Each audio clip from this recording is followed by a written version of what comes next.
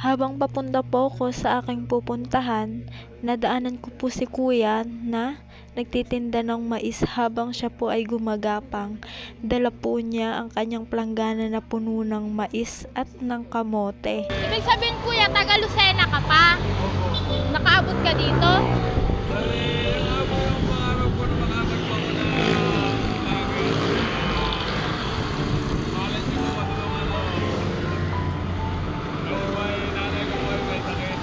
Ah, may sakit pa yung nanay niyo.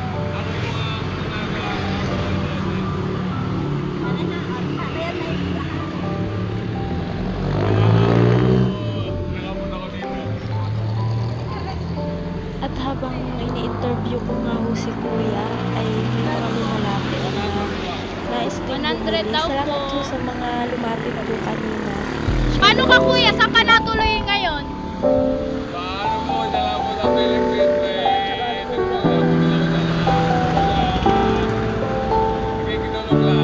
Ah, tapos po, saan niyo po ito inaangkat? Sariaya pa po.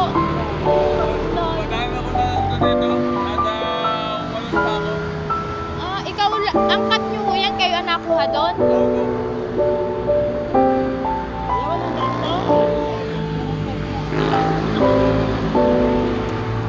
Ah, kuya,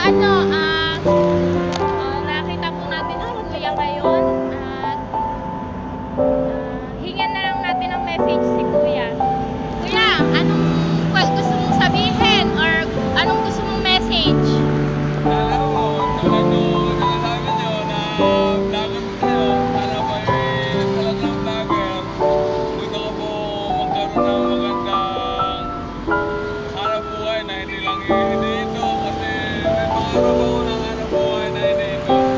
May mga anak ka kuya? Ah, ilan taon ka na po? 40. Ano po pangalan niyo? Gilbert. Ayan guys, sana po ay matulungan po natin si Kuya Gilbert na taga Lucena. Siya po ay nagtitinda ng mais at kamote. Nakagdaanan po natin siya dito. Kung sino man po yan po sa mga kasama kong Batangas vlogger. Ako ng nanay. Baka naman po ating matulungan si Kuya Gilbert. Siya po ay nagtitinda ng mais. Tunay nga hong hindi hadlang ang kapansanan sa taong may pangarap.